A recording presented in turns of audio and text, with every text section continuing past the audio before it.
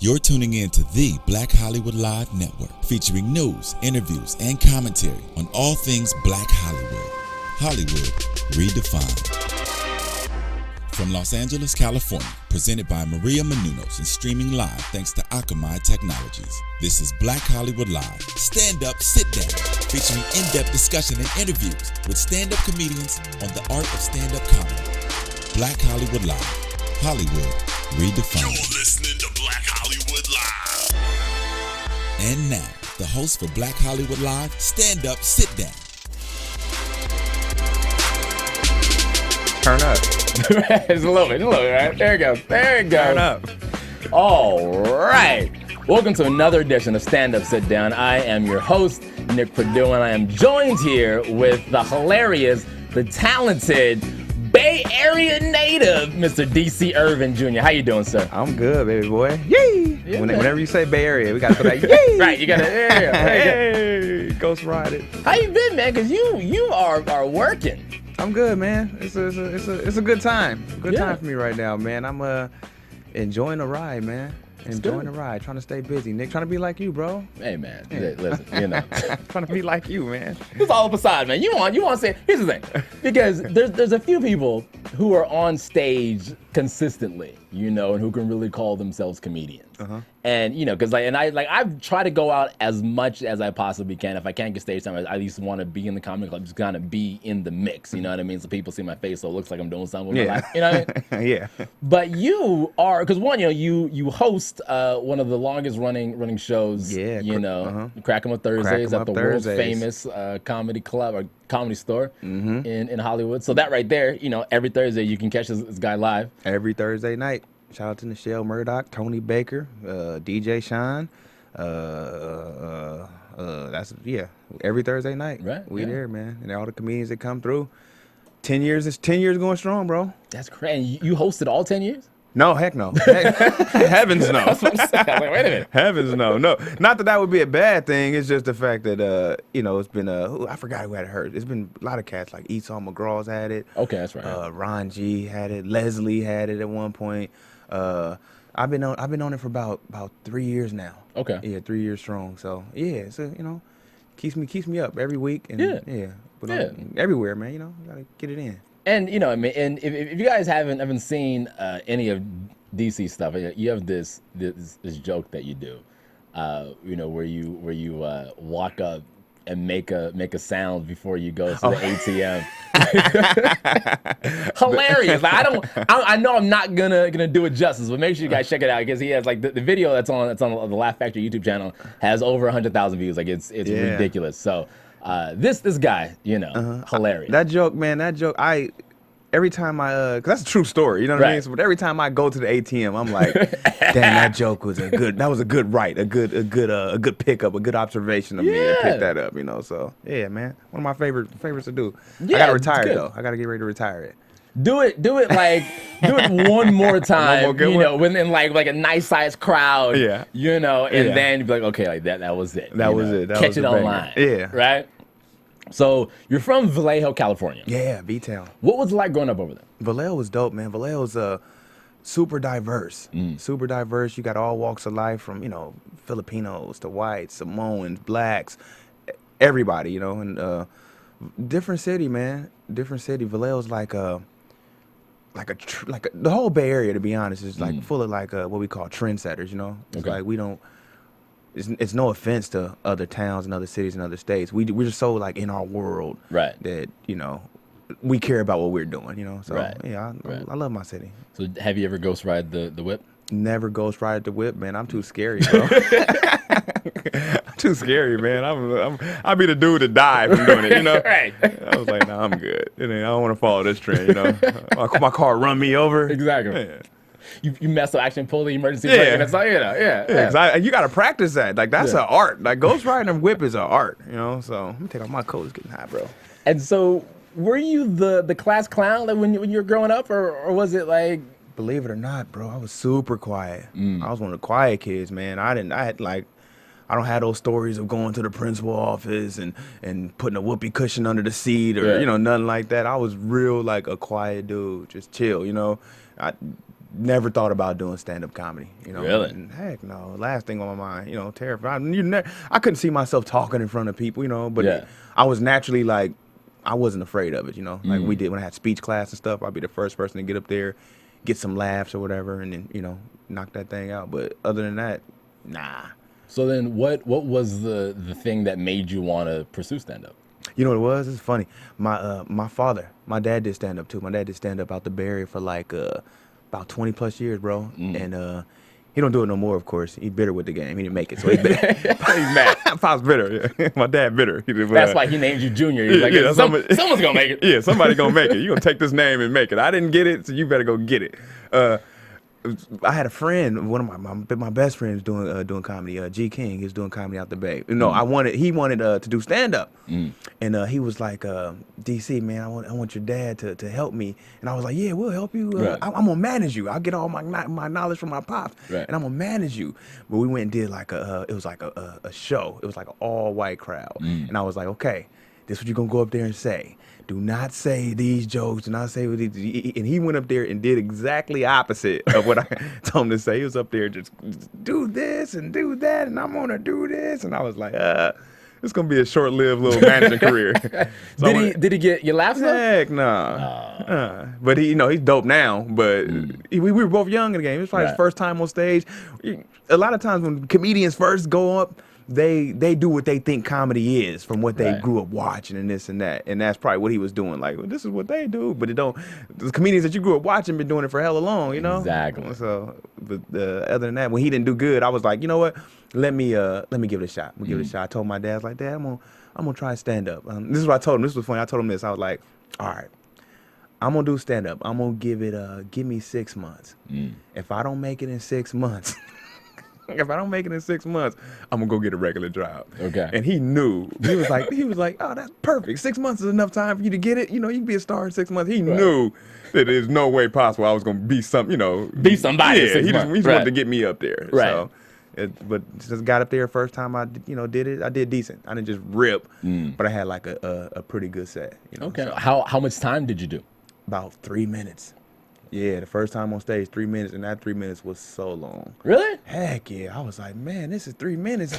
I'll never be able to do an hour, you know? I was like, I'll never be able to do five. We get 5 next week if I do good in 3. An extra 2. Let me go home and write, you know? Yeah. So, but it started going by fast. I started getting pretty decent pretty fast, you know? Where did you do it? Like, was it a club or was It was like a club. a bar or something? It was a comedy club, man. It was a comedy club in Fairfield, California, called Pepper Bellies, and Pepper Bellies actually burned down.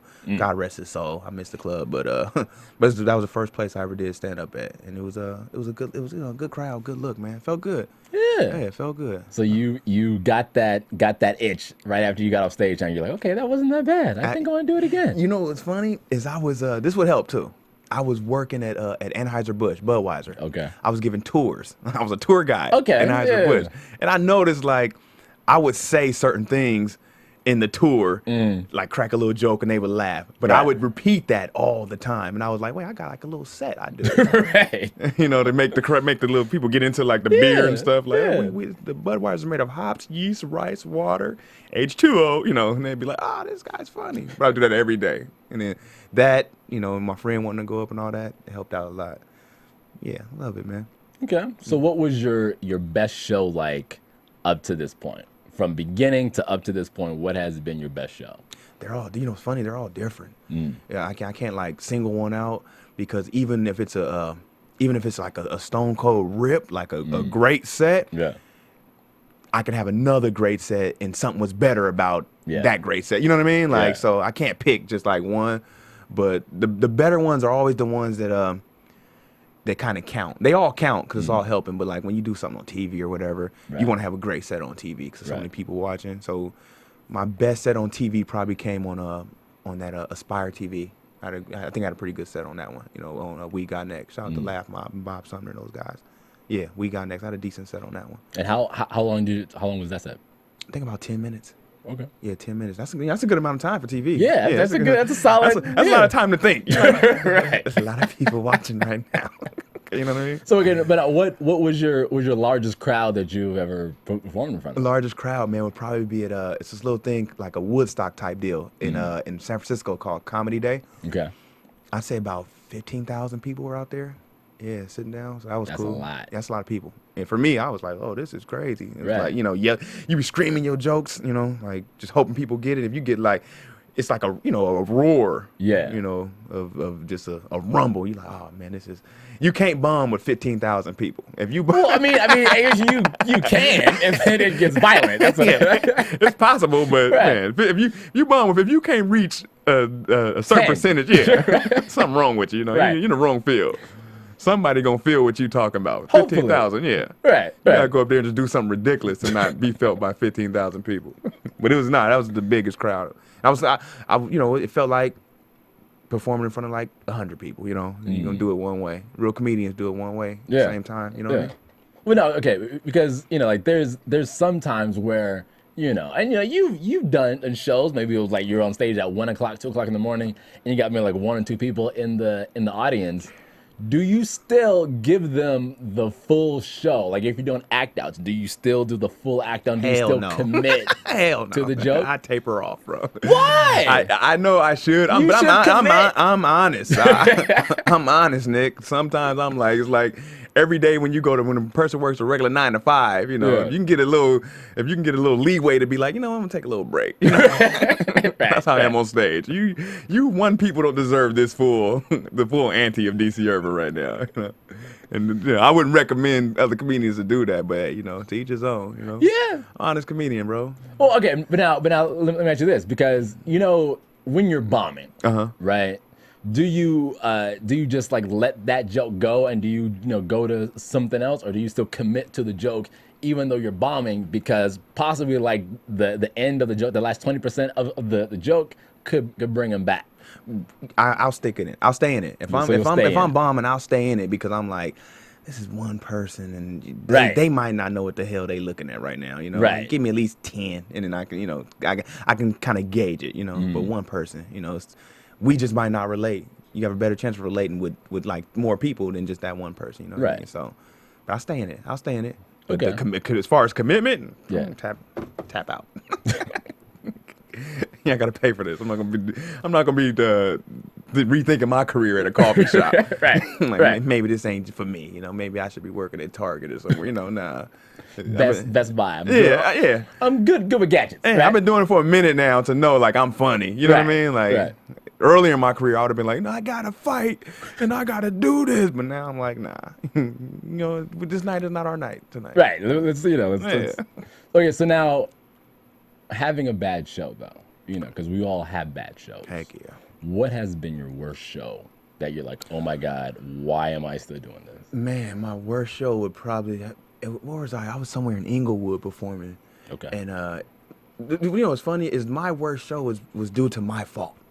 Because the host that was hosting the show, it was a real show. It wasn't like open mic, but he gave it, the way he was hosting, he gave it a real open mic feel. And so I went up there and I was like, man, don't nobody care about this show. So I pulled out Right. a piece of paper. Okay. and pack show. I pulled out a piece of paper.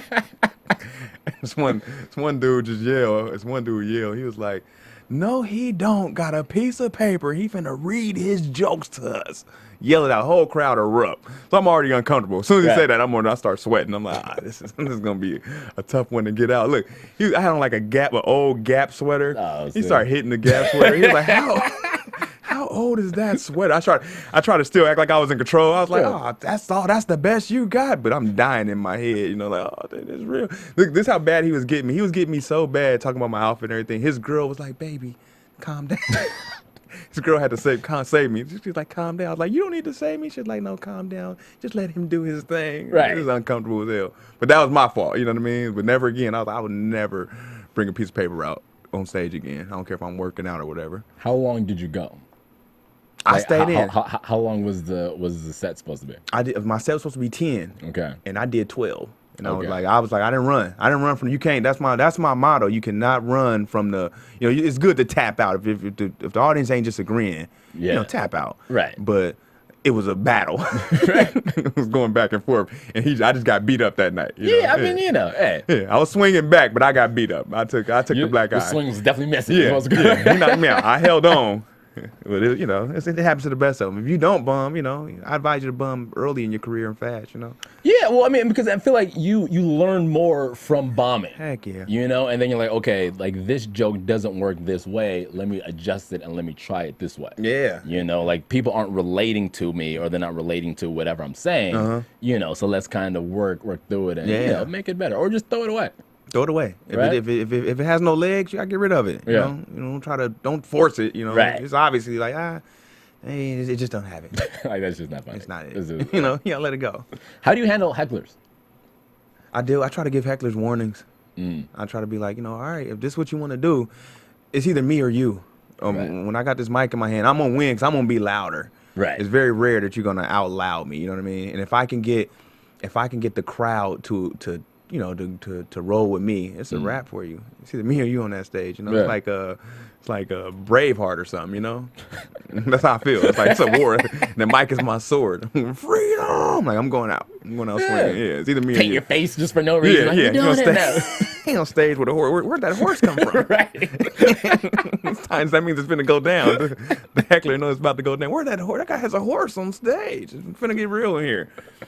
Yeah, no, I try, but I try to be cool. I try to be like, all right, man, come on, you don't want to do this, everyone. Right. But for the most part, my style of comedy is, should be engaging enough to, where I don't have to deal, with hecklers or whatever. But we all got to deal with them.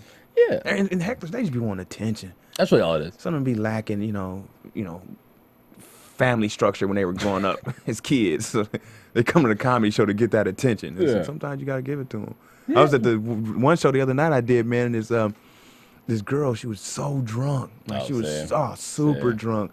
And she did something I was like, you drunk. I told her, I was like, you drunk. Why don't you just relax? And she looked up and she was like, I've been drinking.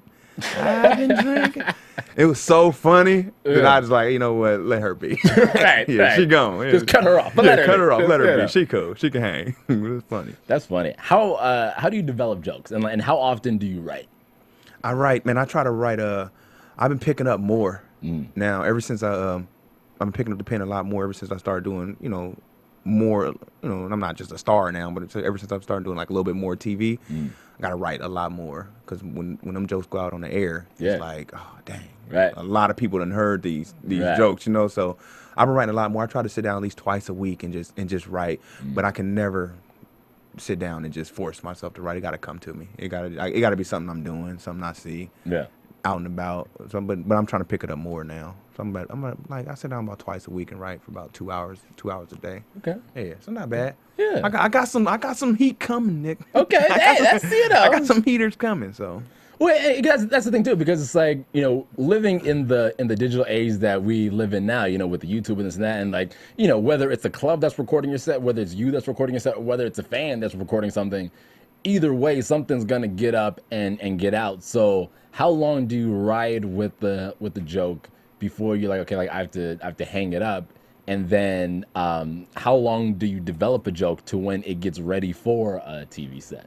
For me, each joke varies. You know what I mean? Like some jokes you just know, oh, that's money. Yeah, that's gonna hit. This is a hitter. You can feel it because normally for me it'll make me laugh when I'm saying it to myself. Like I'll literally crack up and be like, that's a winner right there. It just comes so easy. You know what I mean?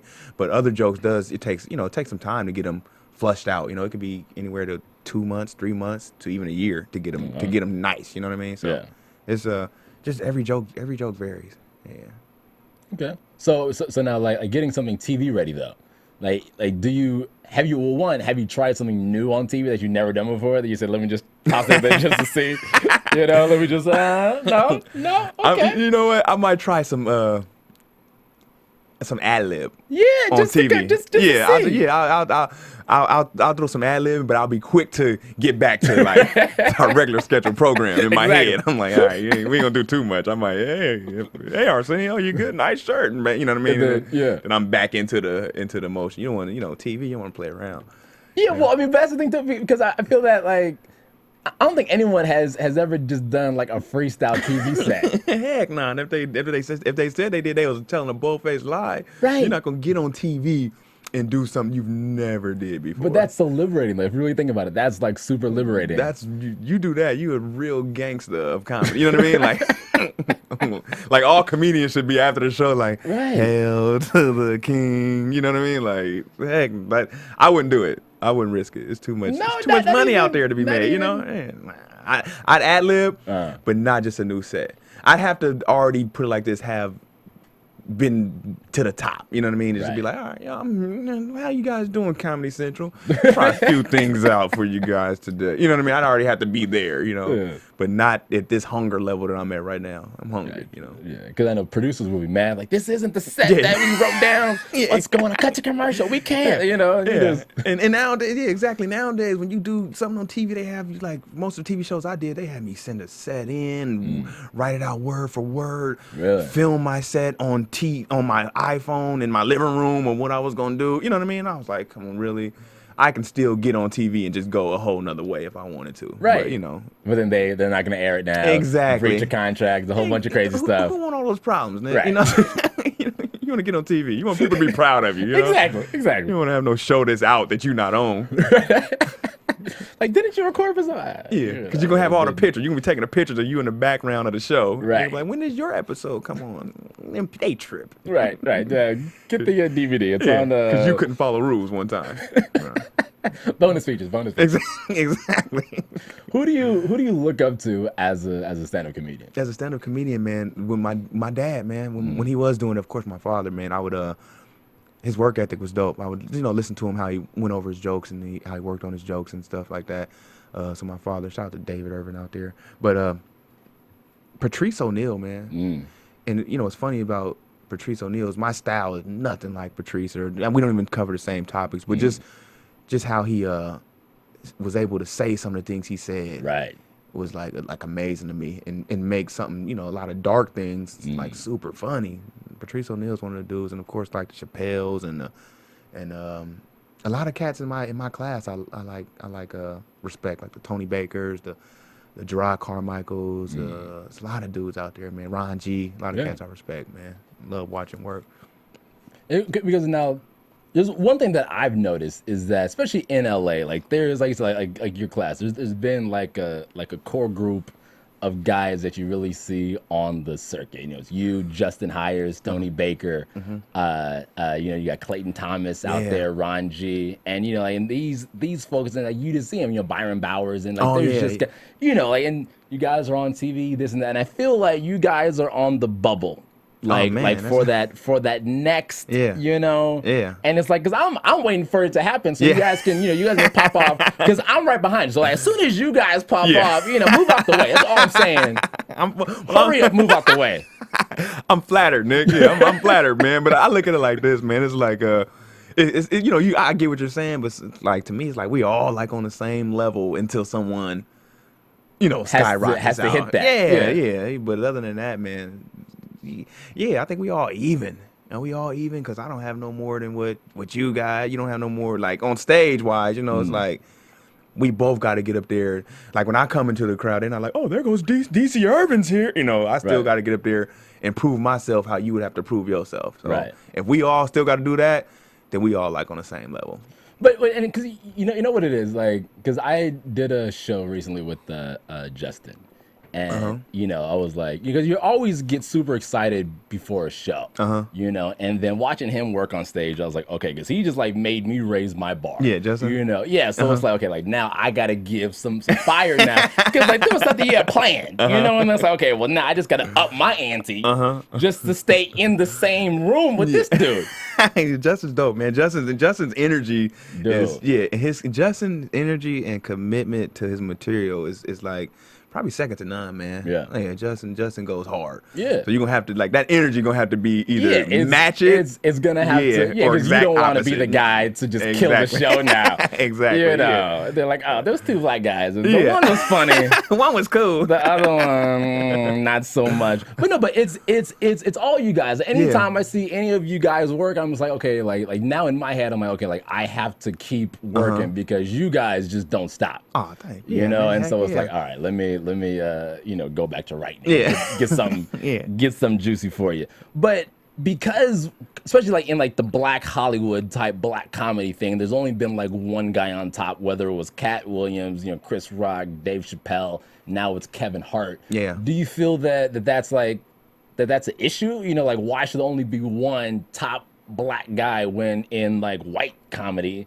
you have multiple guys that are selling out? You know what I mean? Yeah, I feel it's an issue, and it's weird because it's like, man, how do we solve this problem? Why is only one at a time? You know what I mean? But it seems like it's been like this for a while. You know, like if you think back to it, when it was Richard Pryor, it was Richard Pryor. It was Red Fox. It was Eddie Murphy. It was it goes on and on. Chris Rock, and it's a weird thing. I wish I knew the answer to like man, how could we solve this problem? And what it does, what it does is weird, is it kind of creates like a crab in a barrel type atmosphere. Right. With a lot of black comedians, period. I don't know if the white comedians go through it or whatever, but with a lot of black comedians, and I can honestly say within my class of comedians, I haven't really felt it yet. We kind of, for the most part, we all kind of support each other and be genuinely happy when somebody gets something. It's like, oh man, he's working, he's doing this, he's doing that. You kind of like, man, because I guess it's when you start off at the beginning with somebody, you kind of their struggle. So you're like, man, I'm really like if you really knew what I've been through to do half the stuff I'm doing, you wouldn't be hating. You know what I mean? Right. You'd be like, damn. You're like, okay, well, I don't have to hate. He had enough hate coming up in this game. Exactly. Not getting up on stage, but. I don't know, man. Hollywood need to, get on the bubble. It's a lot of funny, and the thing about it is not even like I don't consider myself just like as a quote unquote black comedian because I do well every room, any room you put me in, I'm gonna do it, the same way, for the most part. So, but yeah, man, it's Hollywood. Catch up, Hollywood. Do what you need to do. And because like I feel that your class can really change that stigma, and because even like on the East Coast, because you have like Lil Rel, Hannibal Buress, and stuff like that over there, and so like everyone is really kind of moving up a little bit. Yeah. And so I really feel that if all you guys from the Sidney Castillo, like everyone can really kind of break that mold and kind of break through, and then all of a sudden it's like, oh my goodness, all these guys are top tier comedians now. It could happen, but what's weird is like I bet you like when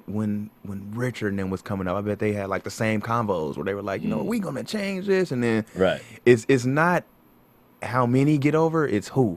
It has to be the right one, and the right one will reach back and be like and grab all his people. And pull people and put them in the right positions, like like chess. It'll be the right one. So if the wrong, a lot of times I'm not gonna say who's the wrong one, but but when the wrong one gets it, he's not looking back.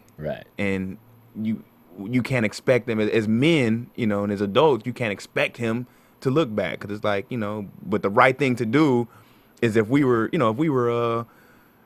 slaves and we were trying to get away, the right thing to do would be to help that as many as possible. Exactly. Exactly. To Harriet Tubman this thing. Exactly. You know what I mean? So shout out to that slave example. Where'd that come from? We need you to be the Django. Okay? Listen. You over here like 12 years a slave and just you leaving. We need the whole plantation to leave with you. Exactly, not just one, So it's the who. So when the right person gets on, he'll reach back and but it was ironically you can't be looking for him a handout. That's true. Exactly. So that's true. So now let's talk about TV spots, because you've done Bill Bellamy's Who Got Jokes, Nouveau TV, Stand Up and Deliver, Aspire TV. You're on the season premiere of that. We Got Next, Bounce TV, Off the Chain. So how does a stand-up comedian get TV spots?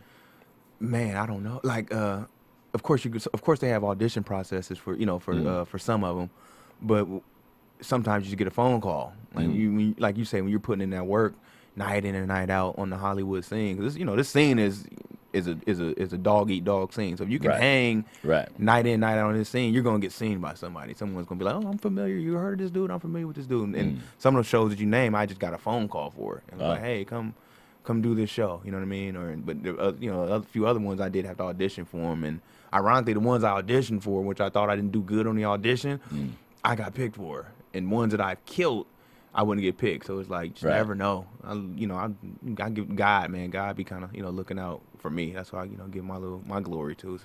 So it's kind of like you want to focus on the activity and not think about the result, really, because it's gonna. Yeah, let me do my part. Let me do what I have to do, what I'm here to do, and then everything else is not in your hands.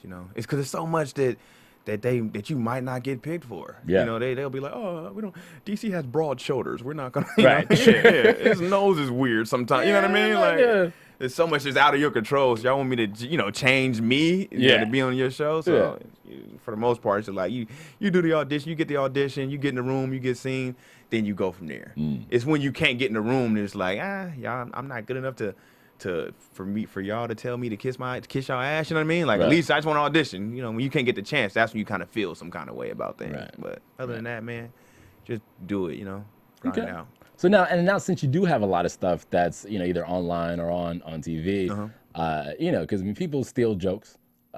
This is not a new thing. People definitely do it. Have you ever been a victim of joke thievery? I have I can't say that I've actually seen somebody do a joke that I did before, but I've had people come to me and be like, "Hey, someone's kind of sounding like, or someone said something similar to yours or whatever," and I just think that's like a sin, man. That's like you stealing jokes, like our jokes are our babies. Yeah, it's our lifestyle, like it's our heart. And when you openly steal a joke, like I wrote this down verbatim from this person and that person, it's like. You can't really call yourself a comedian. You can't really call you because you don't appreciate the art. If you don't appreciate the art, and if you don't get offended, and if you don't get offended by seeing somebody else steal a joke, I was in San Diego and this one dude went up and he did somebody's set verbatim from Def Comedy Jam, and me and the other comedians were sitting back, we were just watching after the show, we was like, "Hey," we was like, "Dude, them jokes was funny, but that was such and such, And he got the hell out of there. Like he must have thought that no one would know, right? But it was like, dude, chill, man. If you can't come up with stuff, you taking somebody's life. That's like someone breaking into your house and sitting on your couch and eating your food and then walking out like, "Oh, my bad, I didn't know this was your stuff." You.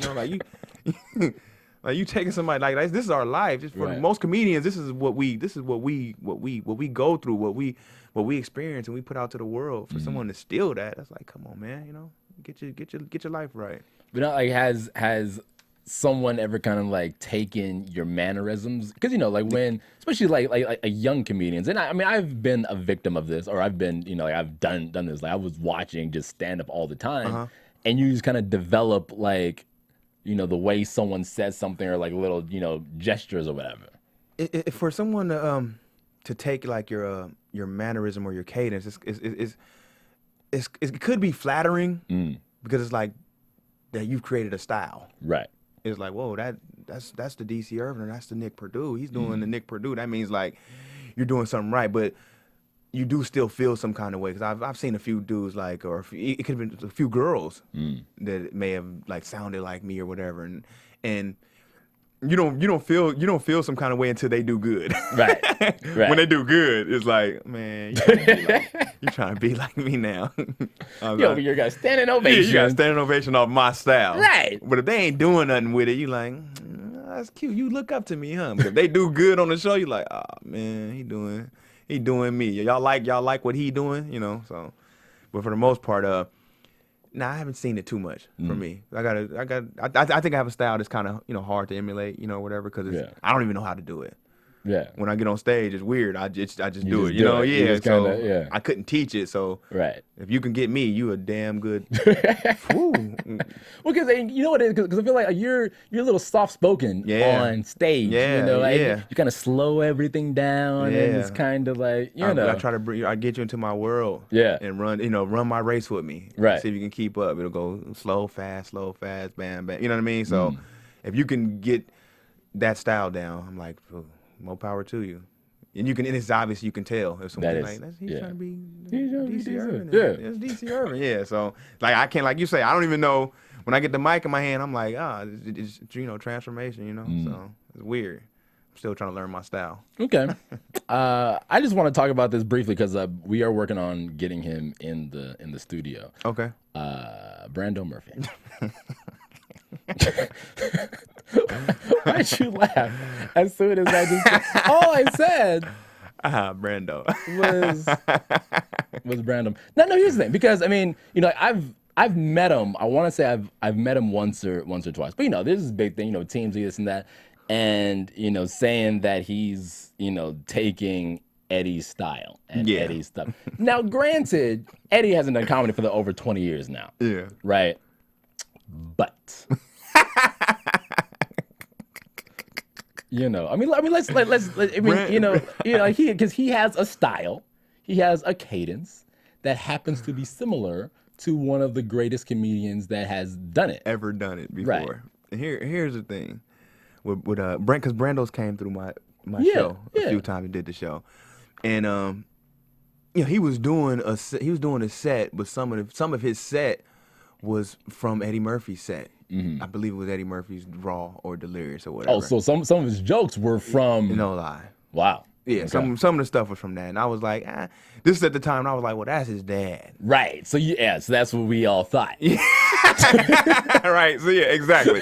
So I'm like, So you gave him a little I could leeway. take some of my dad's jokes Right. and bring them back and be like, I'm doing my daddy, Right. But when everything started resurfacing about, the rumors or whatever, I'm like, And I thought back to that set. I was like, say it ain't. So it's just like, say it ain't so moment. Say it ain't so, Brando. Right. Say it ain't so, man. But as far as I know, Eddie has, how many kids Eddie got? Eddie got about 5, Eddie, 6 well, kids, I mean, right? he has 6 legitimate. I want to say, So that tells, and that he takes care of.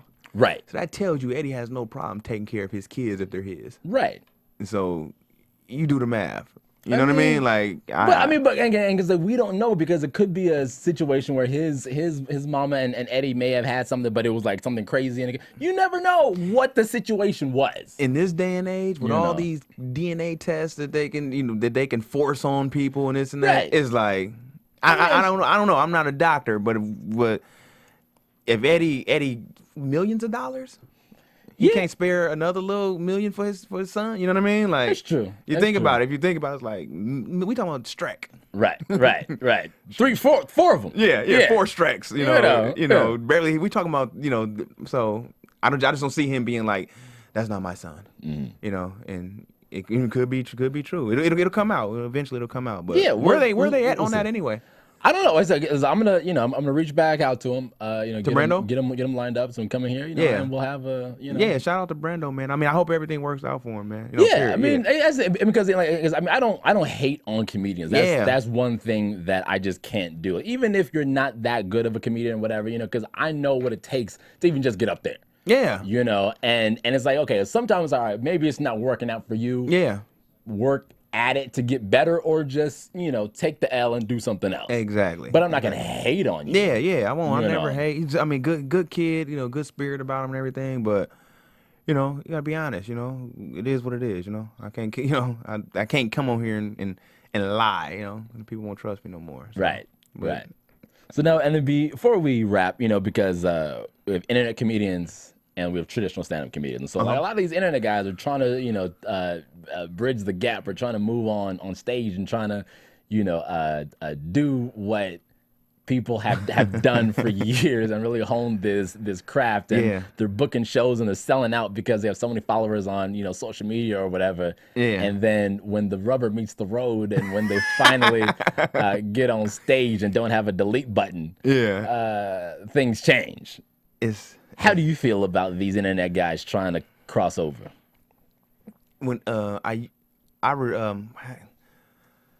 used to feel some kind of way about it when at the beginning of it, you know, and that was probably before I was more computer savvy. So it's probably more a thing of just, man, how these fools know how to edit this good, and I don't, you know what I mean, one of those things, you know.